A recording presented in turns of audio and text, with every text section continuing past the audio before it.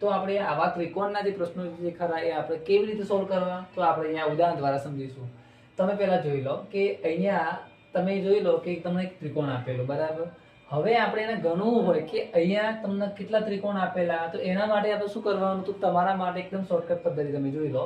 શું કરવાનું, જ્યારે આપણને સીધા ત્રિકોણ આપેલા હોય, બરાબર છે, ત્યારે શું કરવાનું, અહીંયા એક ક્રમ આપવાનો, અહીંયા બે ક્રમ આપવાનો.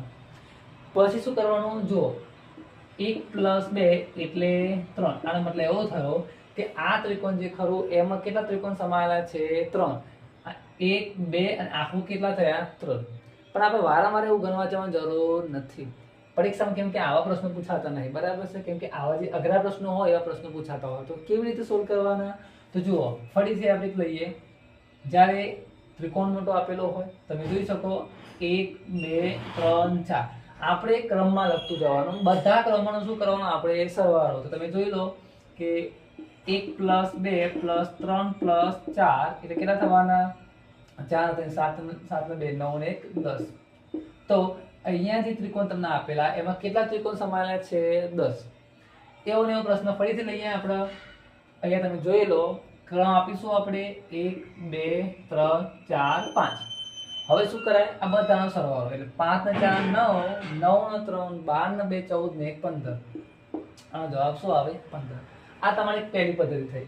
હવે સેમ ટુ સેમ આપણે પદ્ધતિ 2 ની વાત કરીએ. એટલે બીજા જે ત્રિકોણના પ્રશ્નો જે ખરા એ કેવી રીતે પ્રશ્નો પૂછાતા હોય, જે પરીક્ષાની અંદર જે આવતા એવા પ્રશ્નો તમે જોઈ લો.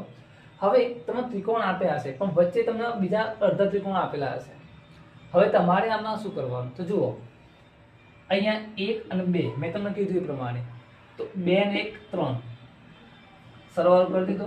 હવે સેમ ટુ સેમ આપણે ઉપર પર ક્રમ આપવાના 1 અને 2 એટલે કેટલા થવાના મિત્રો, 3. હવે આનો સરવાળો 3 + 3 એટલે કેટલા ત્રિકોણ થવાના, 6. એકદમ સિમ્પલ. એ જ રીતે તમે જોઈ લો.